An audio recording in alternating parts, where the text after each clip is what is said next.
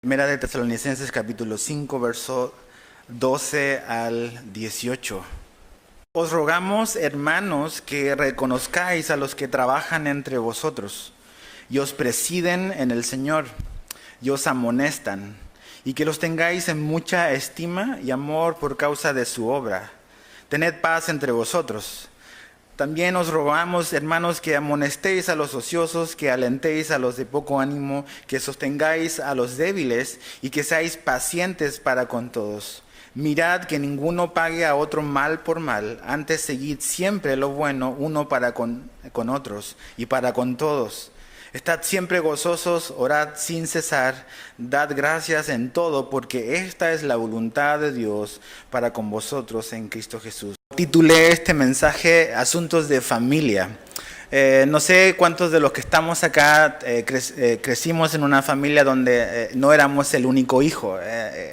A lo mejor hay hijos únicos acá, pero si en tu familia tenías más de un hermano o eras más simplemente que tú, te debes de recordar de cómo a veces esas reuniones familiares y cómo a veces las relaciones que tenías con tus hermanos, con tu papá, a veces era un relajo todo, a veces te vivías peleando con tu hermana. Yo me acuerdo, a veces le hacía la vida un poco imposible a mi hermana más chica, a veces la fastidiaba poniéndole música a todo volumen, pero éramos hermanos, ¿ves? Nos amábamos y a pesar de todas las diferencias que podíamos tener, nos llevábamos de cierta manera. Ahora, la iglesia es una familia, eso es lo que somos una familia. Jesús nos salvó, pero no solamente nos salvó, Jesús nos puso en un lugar, en una familia espiritual donde tenemos hermanos, donde tenemos hermanas, y Dios nos ha dejado su palabra para que podamos como que interactuar y relacionarnos unos con otros en esta familia llamada la iglesia. Y es bueno entender y saber de que realmente Dios espera algo realmente de ti, espera algo de mí. No es, la iglesia no es un gran número de gente que vive en caos, que no hay un orden, sino que realmente Dios ha diseñado la iglesia y este cuerpo para que funcione de cierta manera, para que a través de la armonía y la comunión entre nosotros podamos glorificar a Dios y podamos ser un buen testimonio para este mundo. Ahora, Pablo en esta misma carta, y creo que esta idea de pensamiento con la cual él está casi terminando ya el libro, él ha hablado, ponte tú en el capítulo 4, verso 1, de que hay una conducta, hay una cierta conducta que debemos de tener, que debemos de conducirnos de cierta manera. Sí, antes éramos enemigos de Dios, vivíamos a espaldas de Jesús y nuestra vida era un desastre. Pero cuando Jesús nos salvó, cuando Jesús vino a controlar, a tomar control de nuestra vida y nuestra vida cambió, nuestra conducta y nuestra manera de proceder también cambió. Sí, a lo mejor no somos lo que debiésemos de ser, pero nuestra vida sí debe de dar testimonio y debe de dar evidencias de que Jesús efectivamente está gobernando nuestra vida. Y eso se demuestra a través de la forma en que vivimos. Es un resultado, nuestra conducta es un resultado de que Jesús vive en nosotros. Es simplemente eso, una consecuencia. Y Pablo dice ahí en el capítulo 4, verso 1, de que Él nos exhorta a vivir de una cierta manera. También en el capítulo 5, lo vimos las semanas anteriores, en el verso 5, Pablo dice que tú y yo somos luz, que no somos tinieblas, y que debemos de andar como hijos de luz. Y Pablo habla de eso, de que tú y yo debemos de tener un caminar que nos caracterice, el ser hijos de Dios, el ser hijos de la luz. Jesús dice, yo soy la luz del mundo. Entonces tú y yo, si hemos nacido de nuevo, nuestra vida debe de caminar con ciertas características que da fe de que efectivamente Jesús es nuestro Señor y es nuestro Salvador. Ahora, esta mañana vamos a ver 3 tipos de relaciones o actitudes que la Biblia nos pide y nos lleva y nos muestra de que debemos de tener. Primero, nuestra actitud o cómo nos relacionamos con el liderazgo de la iglesia. Número 2, cómo nos relacionamos unos con otros. Y número 3, cómo nos relacionamos con Dios. con Jesús. Y es importante, porque la manera en que nos relacionamos realmente es un testimonio de que Jesús es nuestro Señor y es nuestro Salvador. Entonces, fíjate, volviendo ahí al verso 12, vamos a leer el verso 12 otra vez, dice, os rogamos, hermanos. Y fíjate, Pablo le está escribiendo a cristianos, no le está hablando a gente que no conoce a Jesús, no le está hablando a personas que no son parte de la iglesia, Pablo le está hablando a hermanos. A gente como tú y como yo, a personas que hemos creído en Jesús, que hemos nacido de nuevo. Dice hermanos, le está hablando Pablo a la congregación a la cual él está escribiendo, que son los tesalonicenses. Entonces, hay ciertas maneras en que nos relacionamos. Y Pablo en el primer grupo, los primeros 2 versículos que acabamos de leer, Pablo habla cuál es nuestra actitud o cómo nos relacionamos hacia el liderazgo de la iglesia. Fíjate la palabra que Pablo usa aquí en el verso 12, habla de los que presiden en el Señor. Pablo habla de cómo es la relación con los que presiden en el Señor, cómo debe ser esa relación, cómo nos debemos de relacionar con las personas que Dios ha puesto sobre nosotros para guiarnos y para ser nuestros líderes espiritualmente. La palabra presidir quiere decir estar delante. Y quiero como que primero hablar de qué significa el ser parte o ser parte del liderazgo de una iglesia o del liderazgo de algún ministerio. Si tú estás sirviendo o si Dios te ha dado la responsabilidad de liderar, es importante, a lo mejor no sirves en el ministerio aquí en la iglesia, pero sirves a lo mejor a tu familia y Dios te ha llamado a servir en tu familia como líder. Es importante que la palabra presidir que Pablo usa acá es precisamente estar delante, es estar delante. Y eso significa visibilidad. Significa visibilidad, así lo entiendo yo. La idea de estar delante, de presidir, significa de que la gente te va a mirar, de que la gente nos está mirando. Y yo debo de estar consciente como pastor, y Marcelino debe estar consciente como también pastor de esta iglesia, y los líderes y los ancianos de la iglesia, y cualquier persona que tiene cierto grado de responsabilidad, debe de recordar de que finalmente estamos en una posición dada por gracia, pero en una posición de visibilidad. Estamos delante, donde la gente nos va a ver, donde la gente va a examinar nuestra vida, donde la gente va a ver si somos congruentes con lo que decimos ser. Y es importante entender eso, es importante para cualquier persona que quiere incluso servir y tener responsabilidad. Debemos estar dispuestos a que nuestra vida sea examinada. El estar delante significa eso, significa guiar. Estar en una posición donde la gente nos va a ver, donde con nuestro ejemplo vamos a demostrar qué significa también caminar por fe. Algo que tengo muy claro es que yo no les puedo llevar a ustedes a un lugar donde yo no he ido primero. Yo no puedo hablarles y enseñarles de caminar por fe si yo como pastor no estoy caminando por fe. Entonces, el ir delante sí significa visibilidad, significa estar en una posición donde la gente nos va a observar, pero también significa un lugar donde debo de mi conducta y mi fe y mi confianza, y tu fe y tu confianza en Jesús debe de inspirar y ser un modelo para otros. Visibilidad. Pablo dice en Hebreos, no vayas ahí, en Hebreos 13:7, de que debemos de considerar, o sea, observar, mirar la conducta de los pastores e imitar su fe. La Biblia nos pide y nos llama de que realmente debemos de mirar a las personas, considerar su conducta, considerar su obra, pero también imitar su fe. Es importante eso, que somos llamados a ser ejemplos. Por eso Pablo, como leíamos hace un rato en Tito y en Timoteo, da una serie de características y una serie de requisitos que son importantísimos para cualquier persona que tiene el llamado de Dios para pastorear. Y Pablo también da requisitos para los diáconos, para las personas que simplemente quieren servir en la iglesia. A veces nos metemos en problemas como iglesia cuando no seguimos los estándares de Dios que Él nos ha dejado en su palabra. Y a veces vemos de ciertas cosas y decimos, no, sí va a funcionar. Y créeme, el tiempo siempre le da la razón a la Biblia. Siempre le da la razón. A veces me he arrepentido de malas decisiones que he tomado, pero no ha sido culpa de Dios, no ha sido culpa de la Biblia, ha sido mi culpa, mi responsabilidad por no seguir los criterios que la Biblia nos da. Entonces, número 1, el servir significa visibilidad, es un ejemplo a seguir. Número 2, Pablo habla de el trabajo arduo.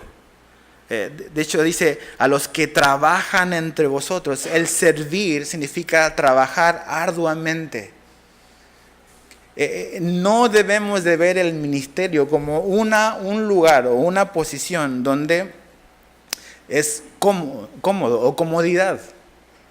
El pastorado o el liderazgo o el servicio no es un lugar donde Dios nos está llamando para tener un momento cómodo, sino que implica, como dice acá, un arduo trabajo, y la palabra que Pablo usa acá tiene la connotación de fatiga.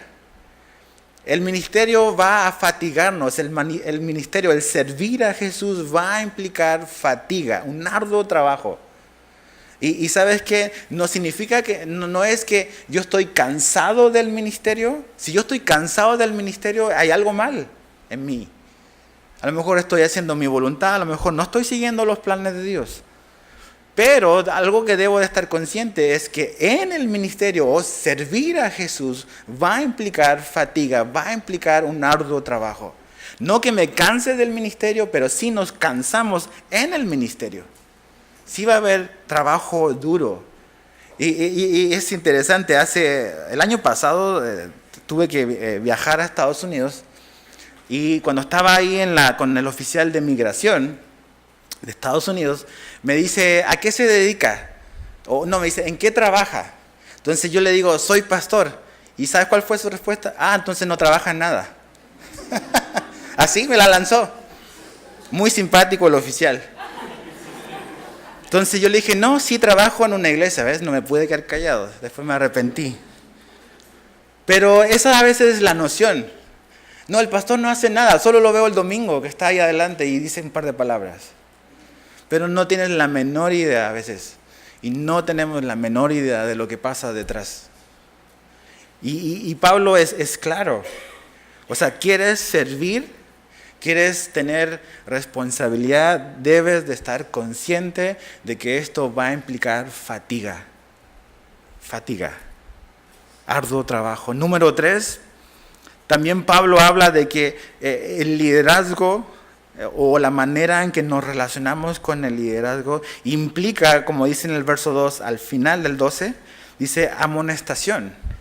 Y eso quiere decir instrucción. Que los líderes o el liderazgo de la iglesia, Dios le ha pedido instruir a la gente, instruir al rebaño, instruir a la congregación. Eso es amonestar. De hecho, la palabra amonestar quiere decir poner en la mente. Poner en la mente. Esa es la responsabilidad de un pastor. Esa es la responsabilidad finalmente superior y suprema. Que Dios nos ha llamado a poner en la mente de la gente su palabra. Poner en la mente. ¿Cuántas veces realmente nos metemos en problemas porque la palabra de Dios no está en nuestra mente, no está en nuestro corazón?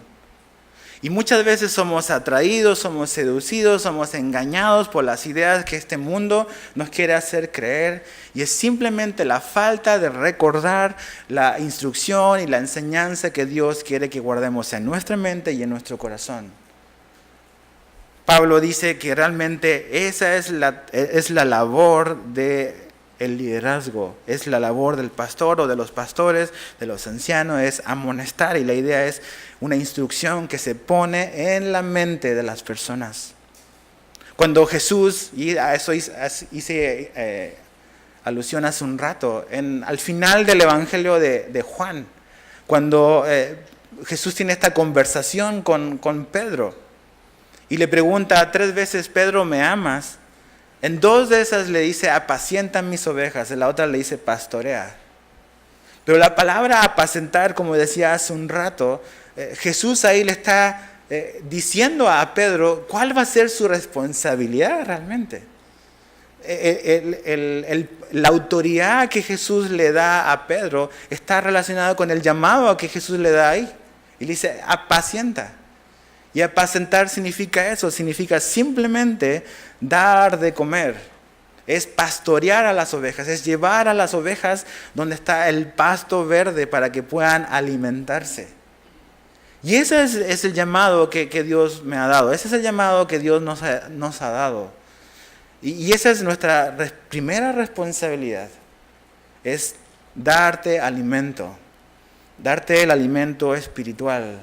Poder llevar al rebaño de Dios, al rebaño de Jesús, hacia la palabra donde tenemos el alimento que va a satisfacer nuestra alma y nuestro espíritu. Apacentar, alimentar a las ovejas.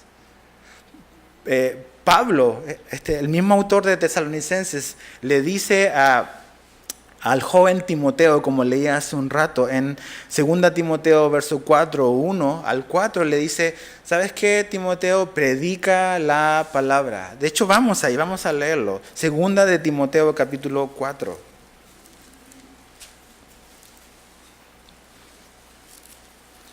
Segunda de Timoteo capítulo 4.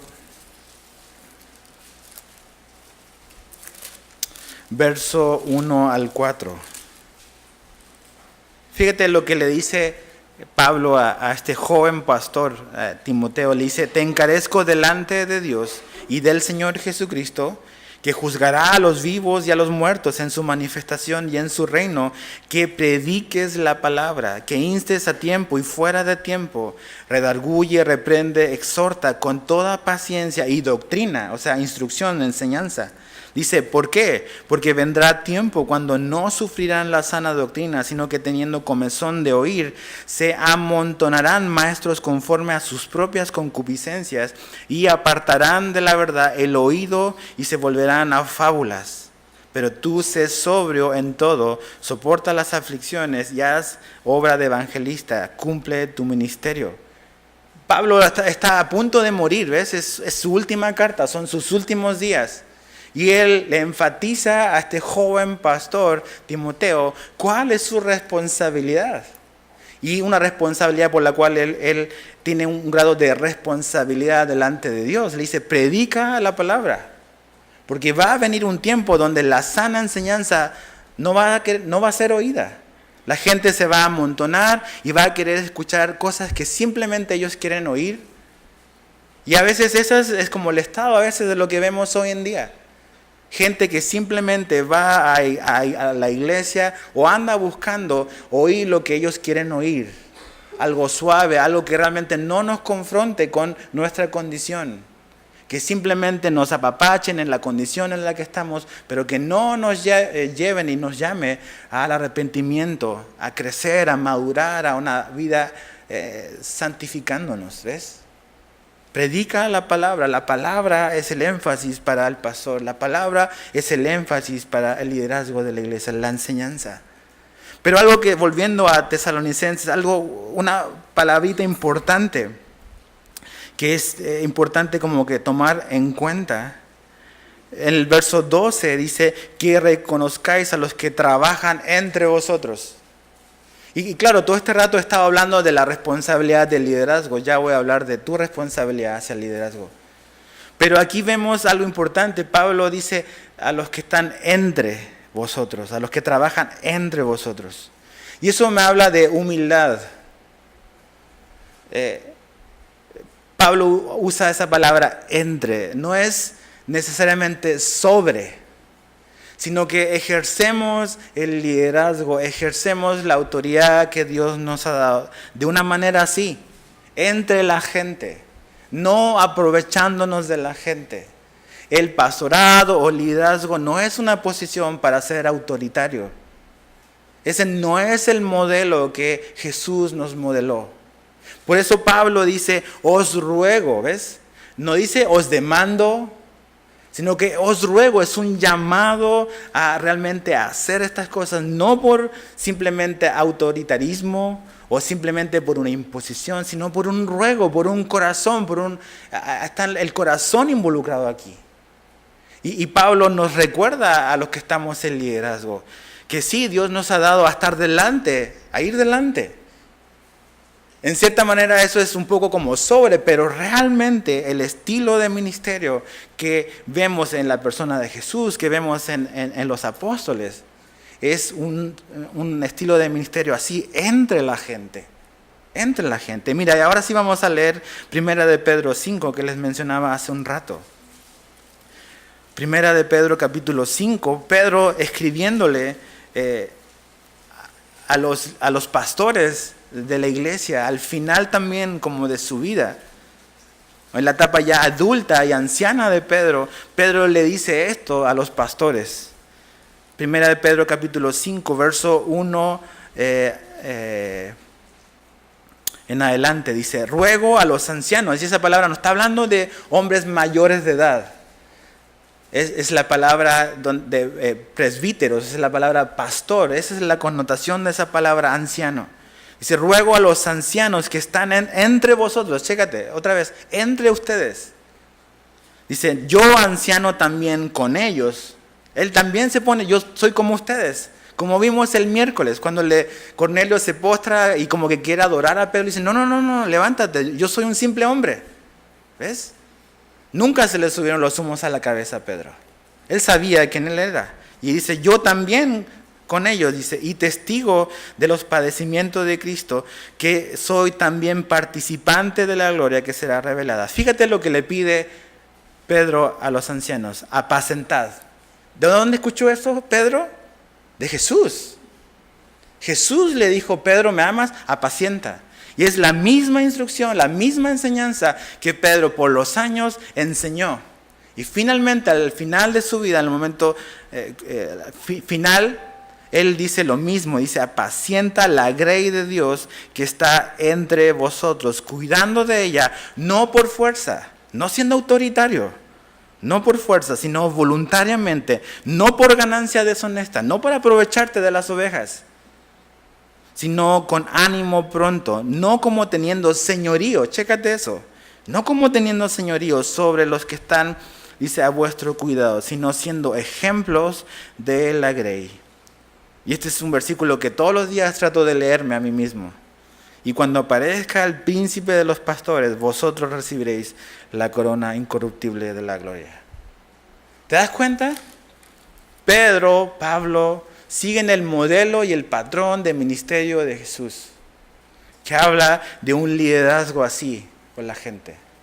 No un señorío, no una posesión distante o inalcanzable donde la gente no se puede relacionar, sino que un liderazgo así, de fraternidad, de amor, de ser ejemplo, de guiar, de estar al frente, sí, pero no desconectado de la gente a la cual Dios nos llama a pastorear. Ahora, ¿cuál es la responsabilidad ahora de la congregación o del creyente hacia el liderazgo? Pablo dice, reconozcáis, dice el verso 12. Y esa palabra quiere decir aceptación. Pedro le está diciendo, acepta el liderazgo que Dios ha puesto en la iglesia. Acéptalo. No lo rechaces, ¿ves? Y sí, a veces, a lo mejor podemos estar en desacuerdo. Y sí, también tienes que ser sabio y prudente. No estamos diciendo que aceptes cualquier tipo de liderazgo. Ya la Biblia es bien clara en cuál es el tipo o el modelo de liderazgo que glorifica a Dios y que está de acuerdo a las Escrituras. Pero la responsabilidad en un liderazgo bíblico, cristocéntrico, la responsabilidad ahora del creyente hacia ese liderazgo que Dios ha puesto es reconocer y es simplemente aceptar. Aceptar. Dios lo que está diciendo a través de Pablo es déjate pastorear. Déjate pastorear. Reconoce, acepta a las personas que Dios ha puesto para cuidarte. Número 2, habla de aprecio. Dice que debemos de tenerle mucha estima, dice verso 13, y habla de aprecio. Debemos de apreciar a las personas que Dios ha puesto para liderarnos, para guiarnos. Y dice mucho. Y habla de eso, realmente debe haber un afecto. Debemos de valorar el arduo trabajo que ellos hacen por nosotros. También hay personas sobre mi vida Yo no soy así como el llanero solitario que no le rindo cuentas a nadie.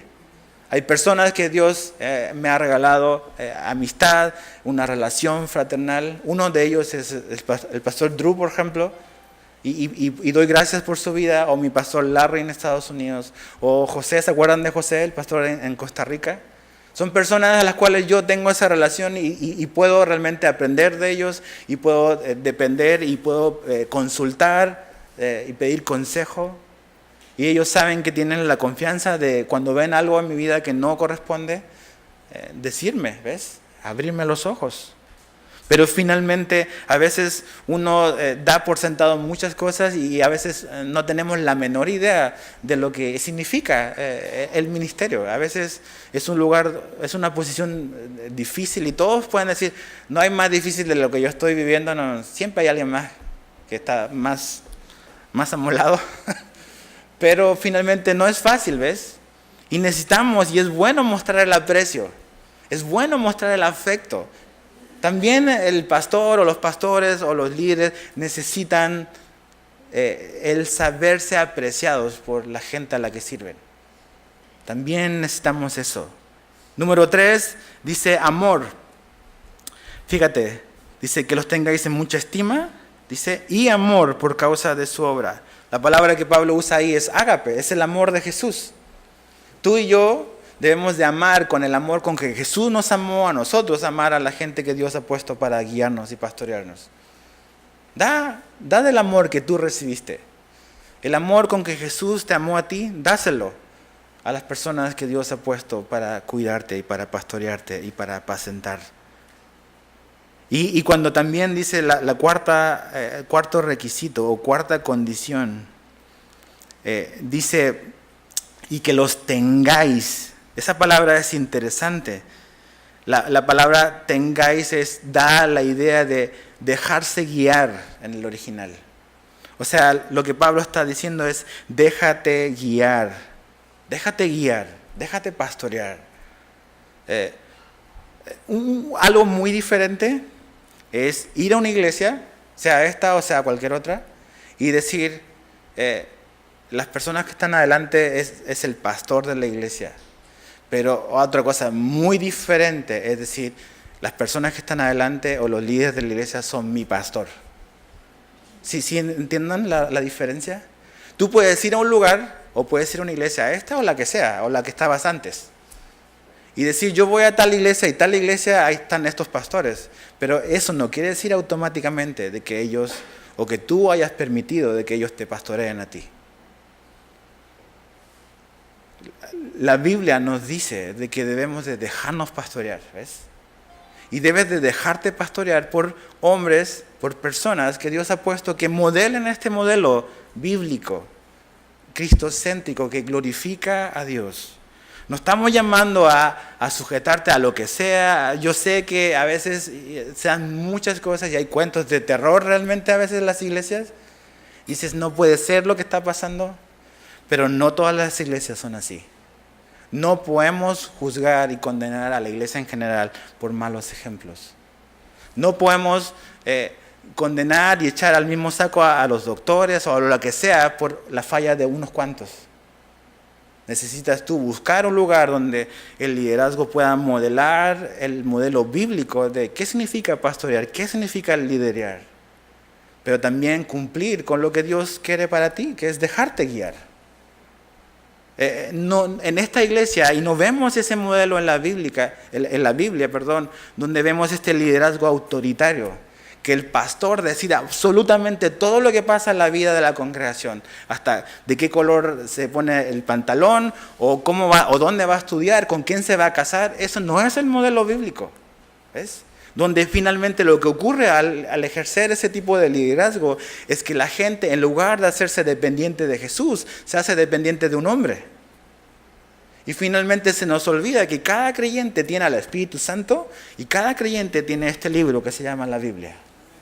Y Dios nos ha revelado y nos puede guiar. Y sí, Dios ha puesto hombres para dirigirnos y para aconsejarnos.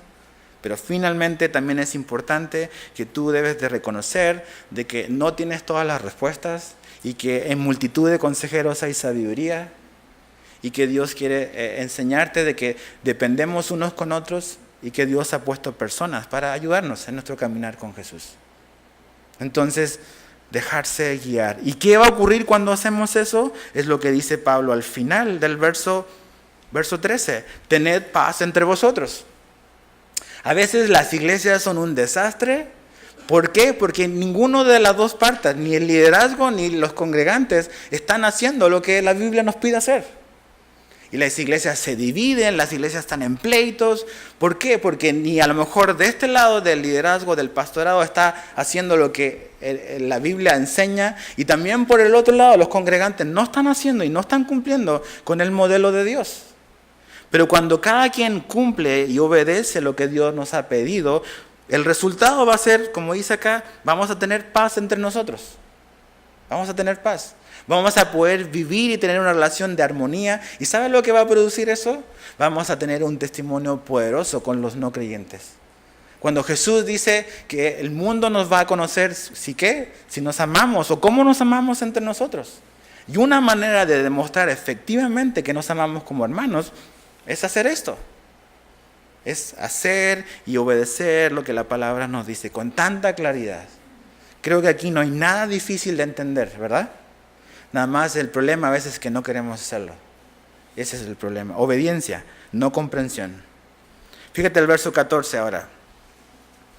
Dice, también os rogamos, como que va a tocar otro tema, la misma idea, pero dice, también os rogamos, hermanos, otra vez hablándole a cristianos, a estas relaciones de familia.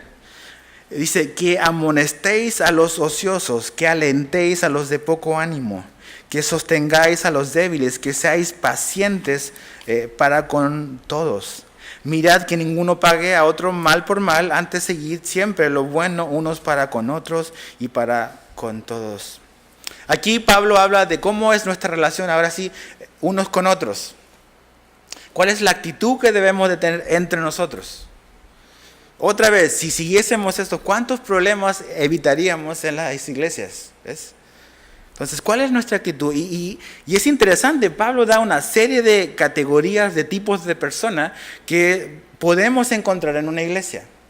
Una iglesia no es un lugar donde está llena de gente perfecta, ¿ok? Si tú vienes buscando perfección aquí, créeme que no la vas a encontrar. Aquí ni en ninguna iglesia. Y si encuentras una iglesia perfecta, no vayas porque la vas a echar a perder. ¿Ok? Pero esta iglesia de Calvary Cancún no es perfecta. Y la iglesia de los tesalonicenses no es perfecta. ¿Ves? Sí, es una iglesia sana, pero sano es diferente a perfecto. ¿Ok? Son dos cosas diferentes. Entonces, Pablo da una serie de cualidades de personas que probablemente habían dentro de los tesalonicenses y tipo de personas que vas a encontrar en cualquier iglesia. Y comienza hablando de personas que, dice, ociosas. Ahora, tú podrías decir, está hablando de gente floja. Y no está hablando de gente floja. La palabra que Pablo usa de ociosos es una palabra griega que se llama atarcos, que quiere decir no arreglado o insubordinado. Y la idea de esa palabra es un soldado que está así como que en la fila y realmente anda como que a destiempo, como que no se cuadra con las órdenes del capitán o del coronel. Cuando van marchando, él va a otro ritmo, se sale de las filas, rompe filas. Esa es la idea, es como un término militar. Entonces es importante, Pablo dice, ok, somos una familia, pero para que una familia funcione debe haber un orden. Debe haber una manera en que funcionamos y nos relacionamos unos con otros. Entonces, cuando habla de ociosos, está hablando de una persona en la iglesia que no le gusta seguir instrucciones. Que nada más quiere hacer su voluntad y que siempre se anda como que saliendo de lo que todos los demás están haciendo. ¿Conoces personas así? Yo conozco un par. Si te contara, nada. Entonces, Pablo le habla a estas personas. ¿Sabes qué? ¿O qué necesitan estas personas que nada más no quieren seguir instrucciones, que quieran hacer su voluntad?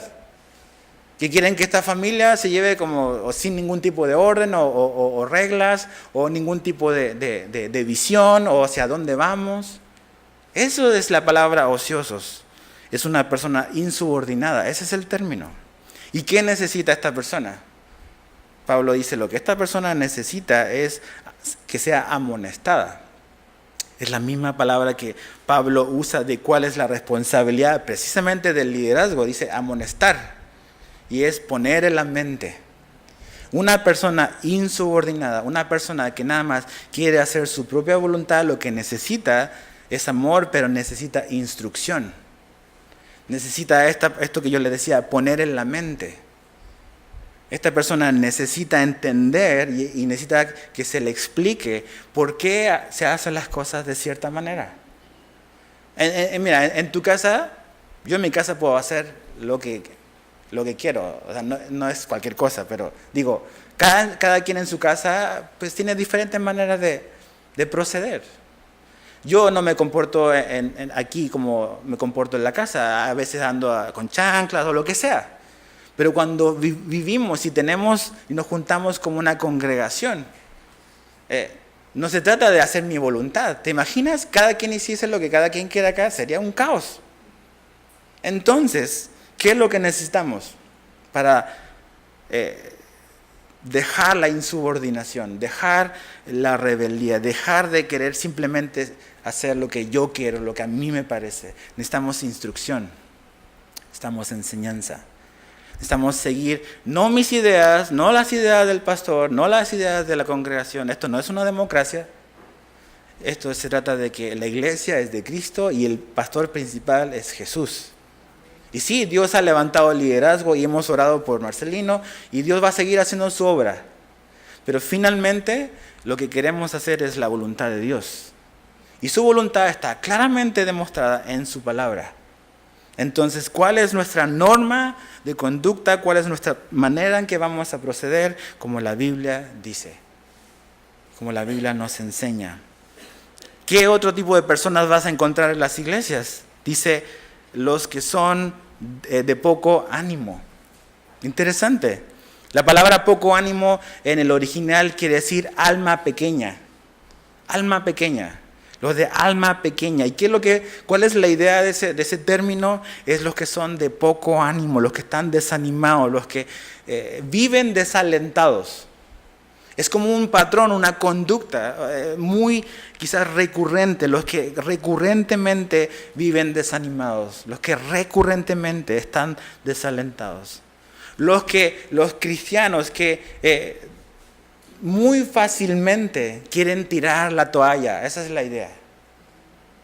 Esas son las personas de poco ánimo, los que tienen poca esperanza.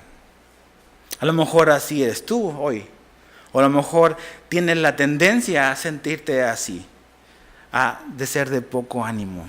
¿Cuál es la solución? Esto es importante. Aquí la Biblia identifica un problema. Y eso es importante, saber de que esto no es humanismo, esto no es psicología, esta es la visión y el diagnóstico de Dios al corazón del hombre. Y también no solamente el diagnóstico, sino la solución. Y una persona de poco ánimo o de alma pequeña, lo que necesita, dice, es aliento, es ser alentada. Eso es lo que necesita.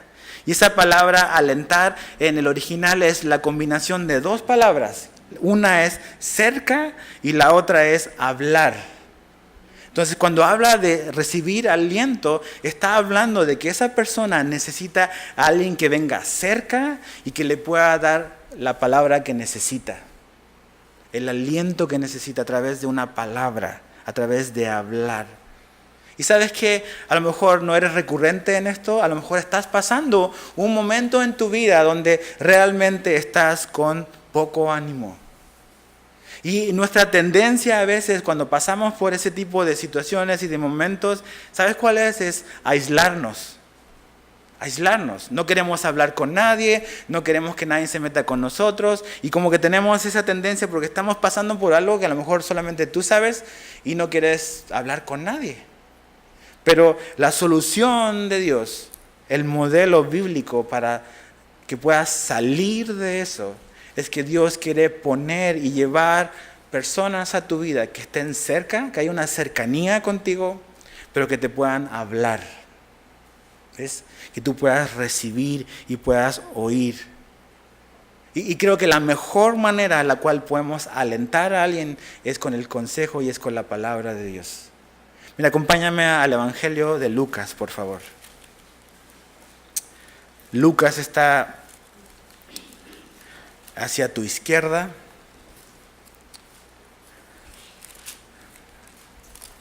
Es el tercer evangelio en orden aquí como está en tu Biblia. Lucas capítulo 24. ¿Qué está ocurriendo en este capítulo 24? Es el día de la resurrección. Jesús ha resucitado de entre los muertos. Sus discípulos están escondidos, están llenos de miedo, desanimados completamente. Hay mujeres que han pensado de que a lo mejor se robaron el cuerpo, que no encontraron a Jesús cuando fueron a la tumba. Pero fíjate cómo Jesús, chécate, cómo Jesús, o sea, Dios hecho hombre, cómo Jesús va a tratar con el desánimo y con el desaliento. Y creo que ese es el patrón que Dios nos muestra de cómo tú y yo también podemos tratar el desaliento y el desánimo en nuestra vida y en la vida de otros. Fíjate, Lucas capítulo 24, versos 6 al 8. Dice, fíjate, no está aquí, sino que ha resucitado. Acordaos de lo que os habló cuando aún estaba en Galilea, diciendo, es necesario que el Hijo del Hombre sea entregado en manos de hombres pecadores y que sea crucificado y resucite al tercer día. Fíjate el verso 8. Entonces ellas se acordaron ¿de qué? De sus palabras. La manera en que las mujeres cuando van a ver si Jesús estaba ahí, porque querían ungir su cuerpo, y terminaron desanimadas y confundidas, la manera en que ellas son tratadas es, recuérdate lo que dijo, acuérdate de sus palabras. Y dice que cuando ellas se acordaron de sus palabras, la situación cambió y entendieron, ¿ves? Entonces, tú y yo, eso es lo que necesitamos.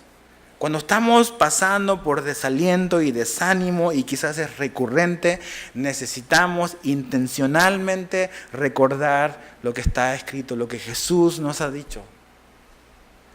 Si tú ves a una persona que está desanimada, que tiene su alma pequeña, como dice acá la idea, lo que esa persona necesita es recordar las promesas de Dios, la fidelidad de Dios, que nada, ninguna situación, incluso algo tan fuera de cualquier imaginación para el hombre o para los discípulos, como el ver morir a Jesús. Eso nomás no entraba en sus mentes. ¿Cómo era posible que el Mesías iba a morir? Y Jesús ya les había dicho que eso era lo que iba a ocurrir. Y dice, eso está escrito, nada de lo que ha sucedido está fuera del orden o está fuera del control de Dios. ¿Y sabes qué? Nada de lo que ha pasado en tu vida está fuera del orden o fuera del control de Dios. Y necesitas saber eso. Necesitas hallar aliento en la soberanía de Dios, pero también en el amor de este Dios soberano, que Él está contigo. Pero necesitas recordar, ¿ves? Ahora, más abajo en este mismo capítulo 26, están los discípulos que iban camino a Emaús. ¿Te acuerdas? No reconocen a Jesús. Y Jesús empieza a hablar con ellos. Y fíjate lo que les dice en el verso 26. ¿No era necesario que el Cristo, dice, padeciera estas cosas y que entrara en su gloria? Y comenzando desde Moisés y siguiendo por todos los profetas, les declaraba en todas las escrituras lo que de él decían. ¿Qué usó Jesús para traer aliento y esperanza a estos hombres que estaban desalentados y desanimados? Las escrituras. Jesús podría haber hecho un milagro y decir, ¡pum! Vale, ya. No tienen más tristeza. Y simplemente haberlo dicho. Y la tristeza se iba así. Pero no fue lo que Jesús hizo. Jesús le dijo, a ver, lo que ustedes necesitan es recordar este libro. Recordar lo que este libro dice. Porque así vamos a vencer el desánimo. Así vamos a vencer el desaliento. Así vamos a tener una esperanza firme y segura. Y eso es lo que una persona de poco ánimo necesita. A lo mejor tienes poco ánimo porque estás pasando por una prueba difícil en tu vida. A lo mejor una enfermedad inesperada, a lo mejor un problema con uno de tus hijos, a lo mejor un problema matrimonial o a lo mejor una situación laboral bien complicada y tú estás tratando de entender y estás desanimado porque por alguna razón eso que te ha pasado no encaja en tu idea y en tus planes y como que no encaja en la voluntad de Dios. ¿Cómo es posible que Dios pueda haberme hecho pasar por algo así? Ahora, fíjate lo que Pablo dice en Romanos 8. Vamos a Romanos 8. Verso 35.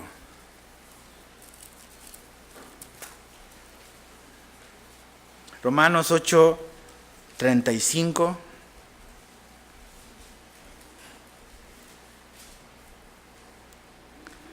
Dice, ¿quién nos separará del amor de Cristo? ¿Tribulación o angustia o persecución o hambre o desnudez o peligro o espada? Como está escrito, por causa de ti somos muertos todo el tiempo, somos contados como ovejas de matadero. Antes, y fíjate esto, en todas estas cosas, ¿en cuáles todas estas cosas? Es lo que dice antes. Tribulación, angustia, persecución, hambre, desnudez, peligro, espada. Dice, todas esas cosas. Somos más que vencedores por medio de aquel que nos amó. Nosotros podríamos decir, vamos a ser vencedores si evitamos esas cosas.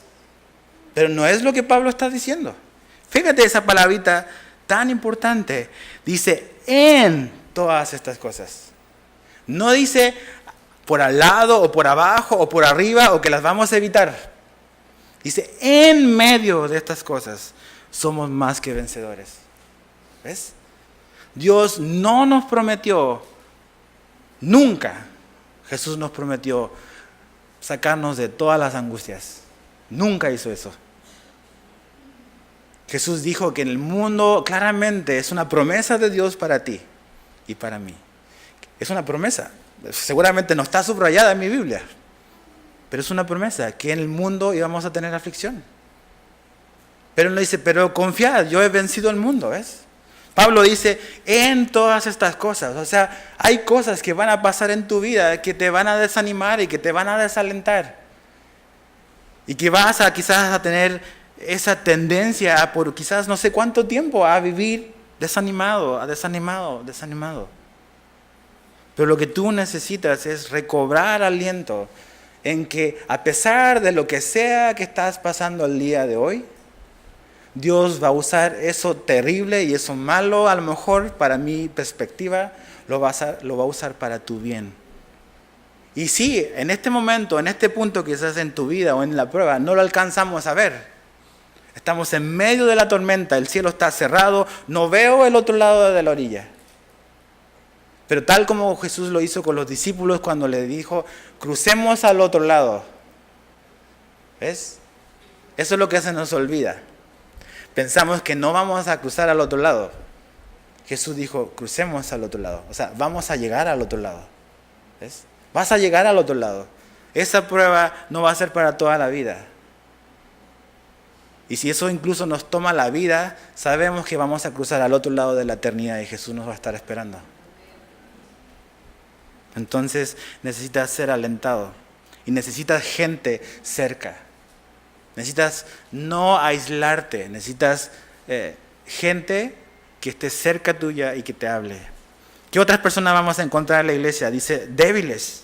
Fíjate el verso 14. Débiles. ¿Y qué está hablando? Está hablando de debilidad física. No es un problema de salud física. La idea es personas sin fuerza espiritual o personas inmaduras en la fe. A veces es así, es cristianos que son inmaduros, son pequeños espiritualmente. Es como un kinder. ¿Te has metido en un kinder alguna vez? ¿Qué es lo que hay? ¿Cuál es la característica? Todos corriendo, gritando y hay como que un desorden. A veces eso es un poco las iglesias. Como que hay gente corriendo de aquí para allá y dice, ¿qué onda con esta gente? ¿No supone que son cristianos? Pues la Biblia habla de que es posible que hayan personas, y es una realidad realmente, que hayan personas débiles en la fe. No vayas ahí, pero en Romanos 14:1 Pablo habla de los débiles en la fe. Y dice que los débiles en la fe andan contendiendo sobre opiniones. ¿Y qué opiniones son las que Pablo decía en Romanos 14? Puedes leer después todo Romanos 14. Pero contendían sobre opiniones sobre los alimentos, que habían ciertos alimentos que no se podían comer. O hay ciertos días en los cuales solamente se puede adorar a Dios. ¿Te suena familiar eso? Sobre alimentos y sobre días en que, no, es que hay que juntarse tal día nada más, tal día Dios recibe la adoración. Solo domingo, o solo sábado, o jueves, lo que sea. Y dice que cuando esas personas contienden por esas cosas, cuando las cosas de los alimentos y de los días es lo más importante, eso no es señal de madurez, eso es señal de niñez espiritual. A veces pensamos, no, yo me abstengo de comer eso y yo me junto el sábado, no, yo me junto el domingo. Eso no es madurez, eso es niñez espiritual, dice Pablo. Y con esas personas dice que tenemos que ser pacientes. ¿Cuál es la solución? ¿Cómo debemos de tratar a los débiles en la fe? Pablo dice con paciencia. Y a diferencia de poco ánimo, que es alma pequeña, la palabra paciencia quiere decir espíritu largo. Y lo que está hablando Pablo es tener aguante. Las personas débiles en la fe necesitan que tú y yo podamos esperar, ser pacientes, tener aguante constante. A veces perdemos la paciencia muy rápidamente. Y la solución no es desechar, la solución es esperar con aguante. Después dice Pablo, aquí volviendo a Tesalonicenses, antes seguid siempre lo bueno uno para con otros. Eso es lo que debemos hacer. ¿Cómo nos relacionamos? ¿Qué es lo que queremos? Queremos lo bueno unos para con otros. Ahora fíjate el verso 16 al 18, dice, estad siempre gozosos, orad sin cesar, dad gracia en todos, porque esta es la voluntad de Dios para con vosotros en Cristo Jesús. A veces, como lo vimos hace un par de semanas, decimos, ¿cuál es la voluntad de Dios? Yo no sé cuál es la voluntad de Dios. Pablo decía en los capítulos anteriores de que la voluntad de Dios es vuestra, ¿qué? Santificación. Dios quiere santificarte, quiere transformarte, quiere que tú y yo podamos vivir una vida diferente. Y es algo que Él va a hacer, pero es algo que también colaboramos tú y yo con Él. La próxima semana Pablo lo vuelve a mencionar un poco. Lo vamos a volver a ver. Pero aquí da 3 cosas que son la voluntad de Dios para ti. ¿Cuáles son esas 3 cosas? Gozo. Esa es la voluntad de Dios para ti, gozo. La voluntad de Dios para ti es oración. Y la voluntad de Dios para ti es ser agradecido. Esa es la voluntad de Dios para ti. Ahora, yo le puse gozo constante, comunicación continua y gratitud perseverante. La número 1, gozo constante. Fíjate lo que dice, estad siempre gozosos. Ahora, ¿cómo podemos estar siempre gozosos? O sea, tú y yo pasamos por cosas donde la verdad no podemos estar siempre felices. Y esa es la diferencia, es que tenemos conceptos diferentes. La Biblia no nos habla de que la voluntad de Dios, su primera voluntad es que seamos felices. La Biblia nos habla de que el propósito y la voluntad de Dios es que estemos siempre gozosos. Y gozo es diferente a felicidad. La felicidad depende de tus circunstancias, de qué tan bien te fue en tu trabajo, de qué tan bien están yendo las cosas en tu matrimonio, de qué tan bien a lo mejor está en tu relación con tus hijos, qué tan buenas han sido las comisiones este mes, no sé. Muchas cosas pueden determinar la felicidad. Entonces la felicidad depende de circunstancias, pero el gozo no depende de circunstancias. Por eso él dice gozosos siempre, siempre. Entonces la voluntad de Dios para ti es que este gozo o este contentamiento, esta alegría profunda no tiene nada que ver con las circunstancias. No tiene que ver con las circunstancias. Esa es la voluntad de Dios, que tú puedas experimentar gozo no un día a la semana, no 2, sino que siempre. Algo constante, un gozo constante. Entonces tenemos que encontrar cuál es la fuente del gozo constante. No es mi familia, no son mis hijos, aunque me dan gozo, pero créeme que hay días donde no siento gozo con mi hijo. Hay días donde en mi matrimonio no siento mucho gozo, ¿ves? Hay días donde en mi trabajo tampoco, de hecho son a veces los más, no sé. Entonces, ¿cuál es la fuente de gozo? Mira, Vamos a Filipenses, un libro que estudiamos. Avance hacia tu izquierda en la Biblia, solo un par de libros atrás. Filipenses capítulo 3, verso 1. Este hombre, el mismo que está escribiendo a Tesalonicenses, Pablo, en el mismo lugar, o sea, hablando de su vida en el pasado, él está escribiendo esta carta desde una cárcel. Entonces eso ya te pone en perspectiva que es un hombre que lo que está hablando no es un cuento. Dice, por lo demás, hermanos, gozaos, ¿ok? Dice que podemos gozarnos, ¿ok? ¿Dónde? ¿En qué? En el Señor. En el Señor. Avanza al capítulo que viene después, capítulo 4. Filipenses 4, verso 4. Regocijaos, ¿en qué? En el Señor, y dice, ¿qué? Siempre. O sea, el gozo está disponible en el Señor siempre. ¿Dónde más? Verso 10, bájale tantito, el mismo capítulo 4, verso 10.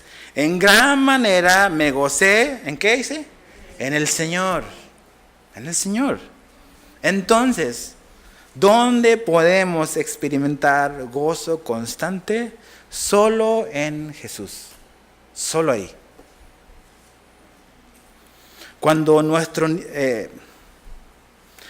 nivel o nuestra barrita, así como en tu celular, cuando baja la intensidad de la señal de gozo va bajando, es porque estás perdiendo esa comunicación con Jesús.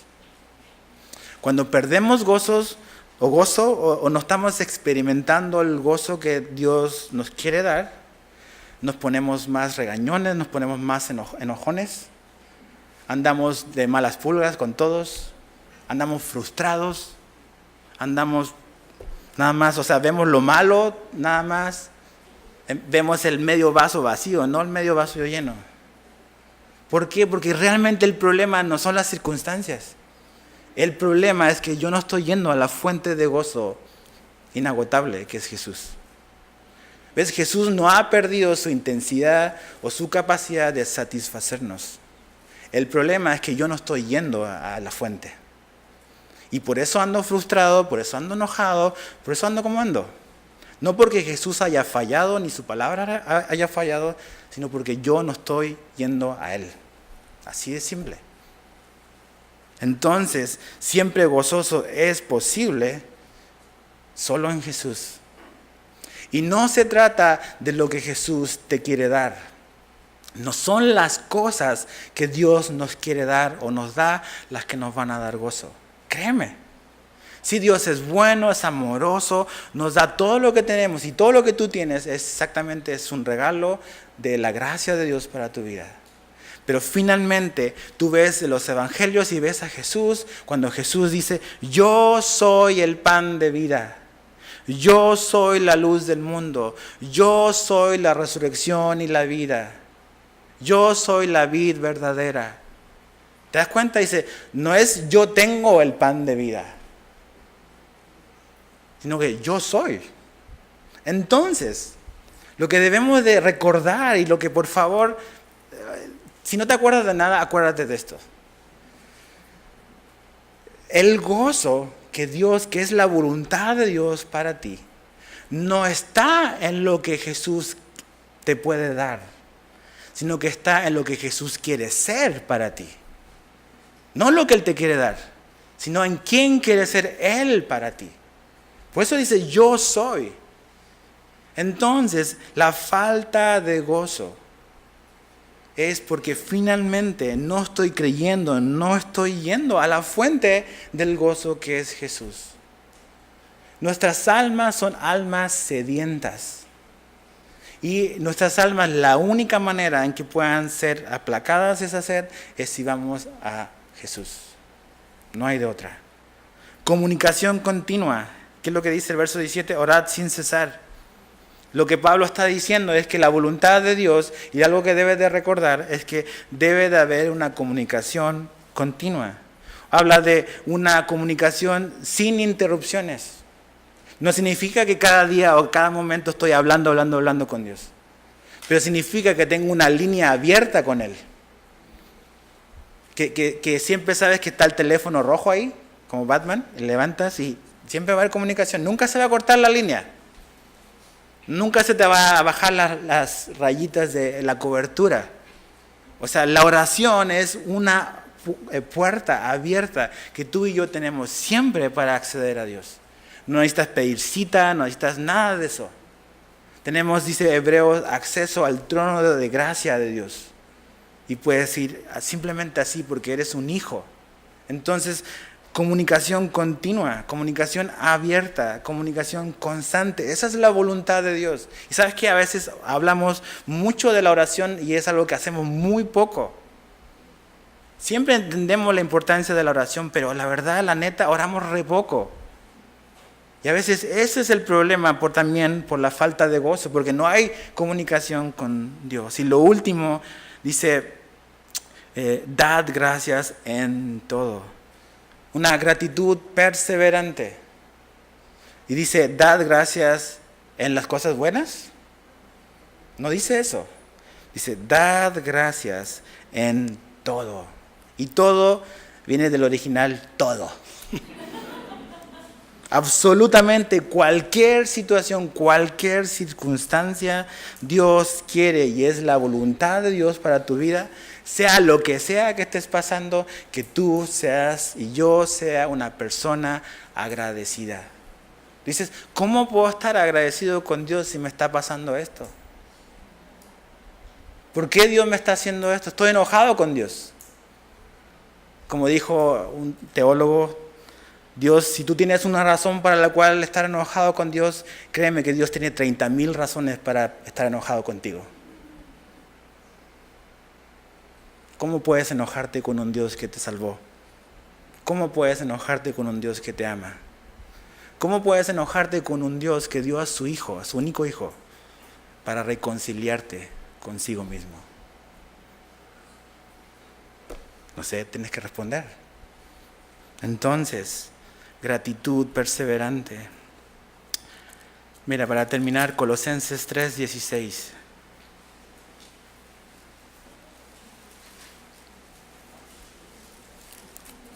¿Cómo va a haber gratitud perseverante en nuestro corazón? Así. Verso 16 de Colosenses 3. La palabra de Cristo more en abundancia en vosotros, enseñándoos y exhortándoos unos a otros en toda sabiduría, cantando con gracia en vuestros corazones al Señor con salmos e himnos y cánticos espirituales. Y todo lo que hacéis, sea de palabra o de hecho, hacedlo en el nombre del Señor Jesús, dando gracias a Dios Padre por medio de Él. Pero ¿cómo comienza? Termina con dar gracias y con cantar cánticos y salmos. Pero ¿qué es lo que produce esa gratitud? Al comienzo del verso 16, la palabra de Cristo more en abundancia en vosotros. ¿Me falta gratitud? ¿Estoy transformado o me he convertido en un hombre o en una mujer sin gratitud? Lo que me hace falta es que la palabra de Cristo more en abundancia en mi corazón. Y cuando la palabra de Dios, y cuando voy a la palabra de Dios y veo quién soy, veo quién es Dios, veo lo que tú y yo merecíamos y lo que Dios nos dio, a dónde íbamos destinados y Dios cambió mi destino, eso va a producir en ti y en mí alabanza, adoración y gratitud. Entonces, a lo mejor estás así como árido, como seco, como enojado. Lo que debe de dar lugar en tu vida es que la palabra de Dios more en abundancia en ti. Esa es la voluntad de Dios. Que tengas gozo, que puedas hablar con Él y que seas una persona agradecida. Oramos. Señor, te damos gracias por tu palabra, gracias por la instrucción que tú nos das por medio de ella. Gracias porque nos has dejado y nos has dejado establecido cuál es la manera en que debemos de relacionarnos unos con otros y contigo. Gracias por ver tu buena voluntad para con nosotros. O sea, ver que eres un Dios bueno, que finalmente quieres que experimentemos gozo. Pero gracias porque nos muestra dónde está ese gozo verdadero y continuo. No en las cosas de este mundo, no en lo que este mundo nos puede ofrecer. Y sí, a veces está bien disfrutar de lo que tú nos das. Está bien pasarla bien, pero finalmente eso no tiene el poder para últimamente y finalmente satisfacer nuestra alma. Solo tú. Entonces, gracias por apuntarnos a donde está la solución. Gracias por permitirnos hablar contigo. Que hombres hechos de simple polvo y tierra puedan hablar con el Creador del universo. Gracias por eso. Y gracias porque quieres que seamos agradecidos, porque vamos a ser agradecidos cuando miramos atrás y vemos lo que tú nos has dado. Que nunca se nos olvide de dónde nos sacaste, dónde estábamos antes y dónde estamos ahora por tu gracia. Gracias, Señor. Ayúdanos a salir de aquí con estas palabras grabadas en nuestro corazón. Gracias por amarnos de esa manera.